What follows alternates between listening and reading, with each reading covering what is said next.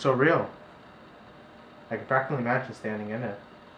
What makes you think you're not? I call it the happy face of life. Yeah, I hope you do as well with our portraits commissioned by the Federal Bureau of Termination. I wouldn't want to look anything less than perfect. Don't worry, Dr. Hitz. There's plenty of faces to fill in. But I'll get her done. You know, your job must be so great, being able to paint life as it is. You think I'm proud of this shit? You think this is my idea of what life really looks like? Well, what is your idea of what life really looks like? Well, this is a great picture. Frame that. You'll have something much more honest than this. You're a gloomy old duck, aren't you? Is that a bad thing? If you don't like it here, Grandpa, you can always call the hotline at to be or not to be. I assure you, when I go, it won't be through that cheap dip. Oh, a do-it-yourselfer, huh? Don't you have any consideration for the people who have to clean up after you, Grandpa? The world could be a lot dirtier if you ask me.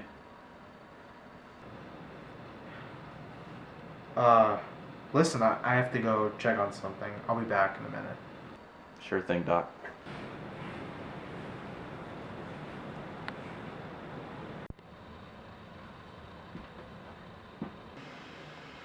Hey. Is this the place where I'm supposed to be? Depends your business. It's not like you're having a baby. I'm from the Federal Bureau of Termination. I'm here to pose for my own portrait. Oh, so you screw people. What? Nothing? That sure is a beautiful painting. Is it God? Sure.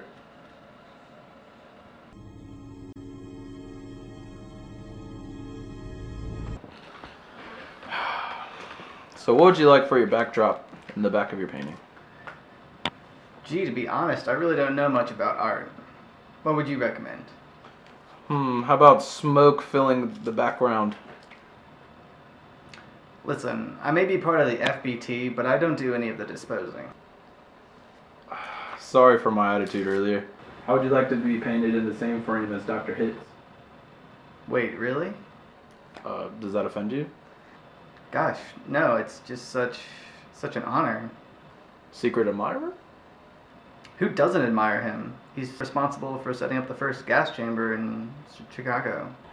Well, this is Mr. Duncan himself. What are you doing here? This isn't where people leave. It's where they come in. Certainly has been a while, Ben.